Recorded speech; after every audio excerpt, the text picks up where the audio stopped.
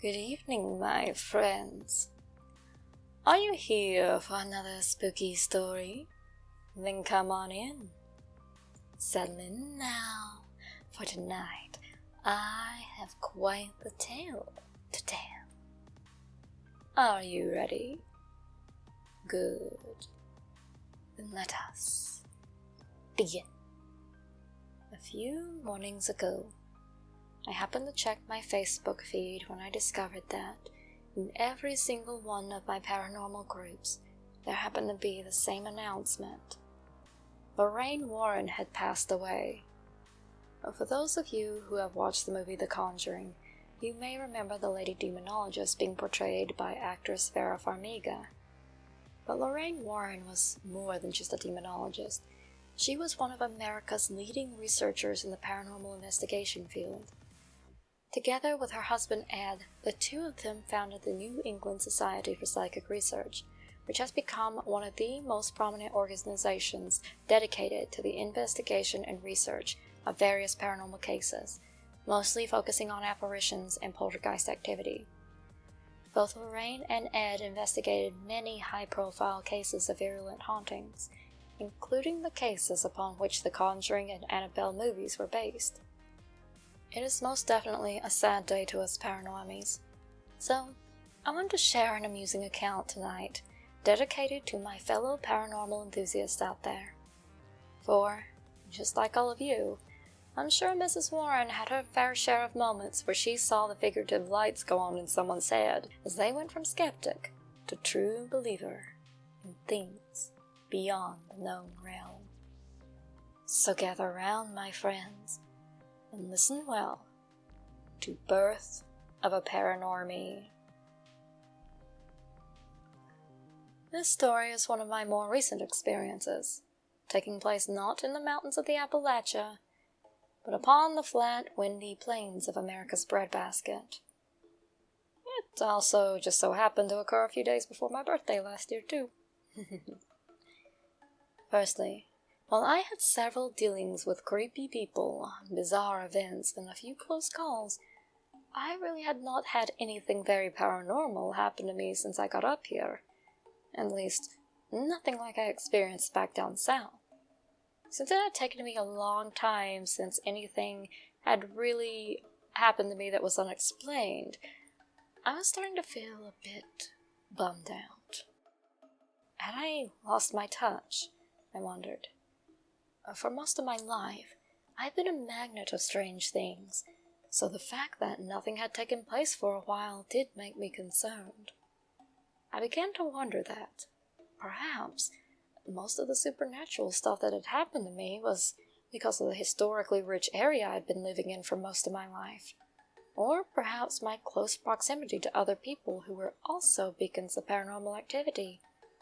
This theory was compounded by the fact that few people I had met since my arrival to the Midwest had ever had anything remotely spooky happen to them.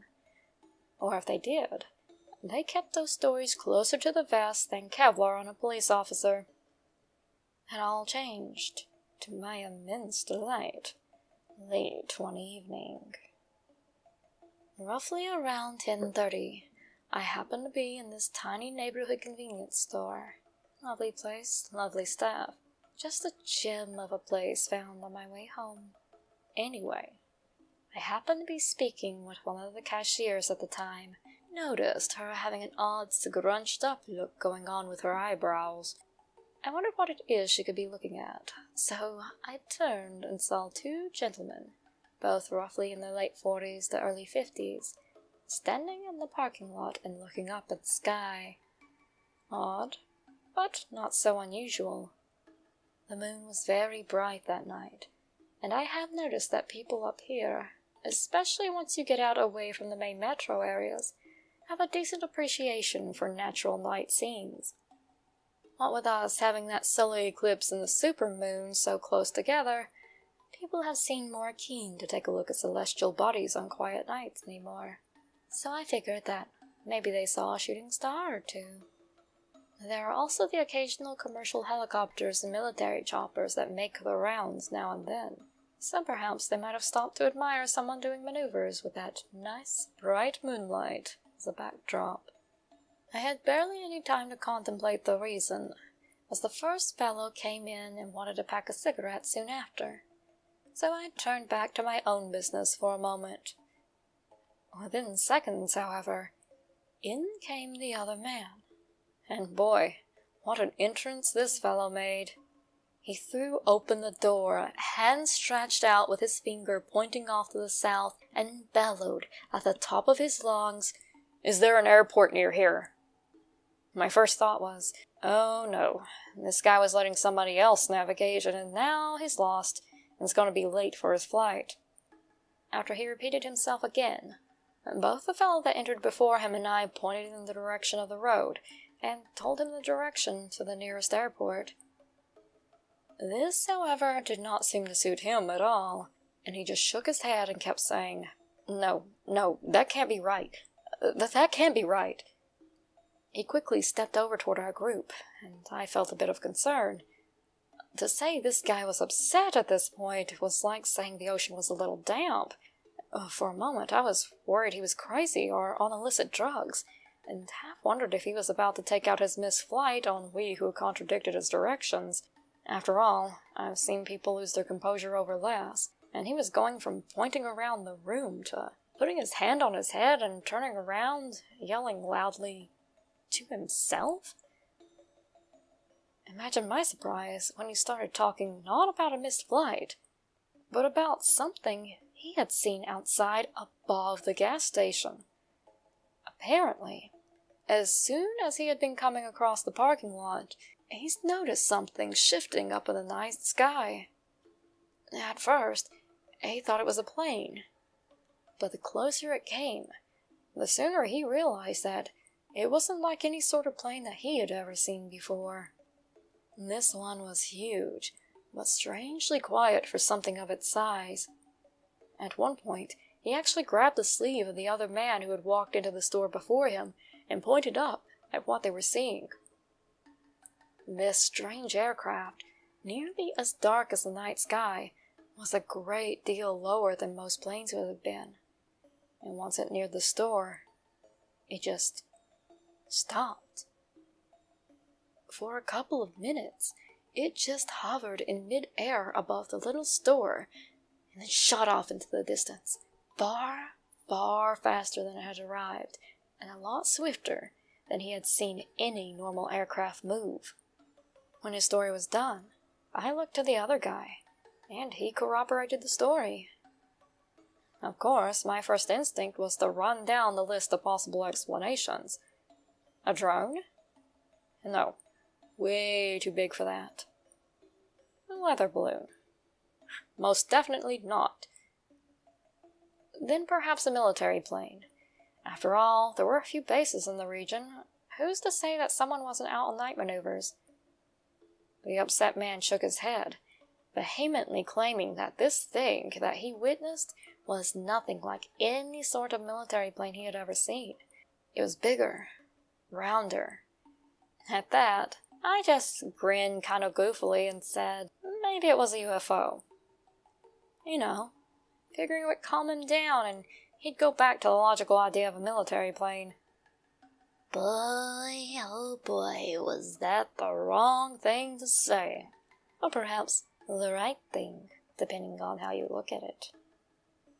For within seconds, his already wide eyes were nearly to the point of bulging from their sockets. He started to grow a bit pallid, and he took some shaky steps back, waving his hands out as though to ward off the very words I had uttered away from him. After stammering insensibly for a moment, he unleashed a stream of wild panic statements. No, I'm not crazy. I'm not on drugs. I'm not on pills. I'm not drunk. None of that. Smell my breath if you need to. The other man and I took a step back, and I just sort of waved my hand, insisting I believed him. It's all right if you saw a UFO, I told him. This is the Midwest. Aren't strange things like that reported here every now and then? I mean, Area 51 isn't that far away if you have a full tank of gas. My attempt at levity didn't really help the poor guy, who at this point seemed to be about in tears. The other guy, the cashier, and myself tried to calm him down a little bit by insisting that it was probably some new stealth craft the Air Force was using, since we were close to the outskirts of farmland, parks, and some very peaceful communities. A perfect place to fly without causing much alarm. Unfortunately, this didn't really help in this gentleman's case. He managed to rein himself in, though, just a wee little bit, and finally pointed at me and said one last, "I'm not crazy," before heading out the door. We watched him speed out of the parking lot fast enough that I'm surprised he didn't squall tires more than he did. And when he was gone, I turned back to the other guy and asked him what he thought.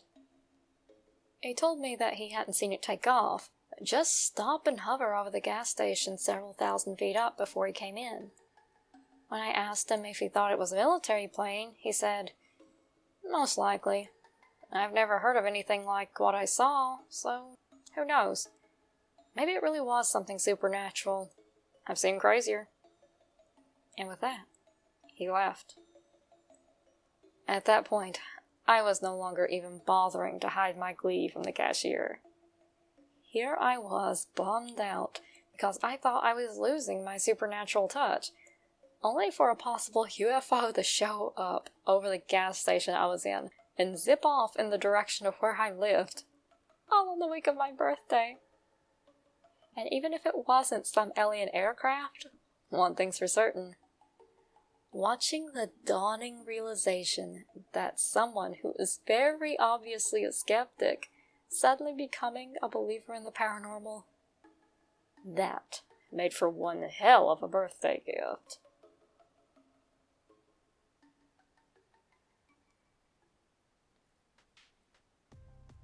And there you have it, folks. If by some strange chance the guy who thought he saw a UFO listens to this, then I really hope the cops didn't pull you over. You're kinda headed out where they like to hide and catch drag racers, buddy, so I hope your night didn't get any crazier with a speeding ticket. And if by some chance some Air Force folks were out doing maneuvers that night and decided to hover over the gas station, I just want to let you all know you made my whole week. And for you, my dear listeners, do me a favor and like and share this story. Be sure to subscribe and hit the notification bell too, so you don't miss out on your latest spooky fix.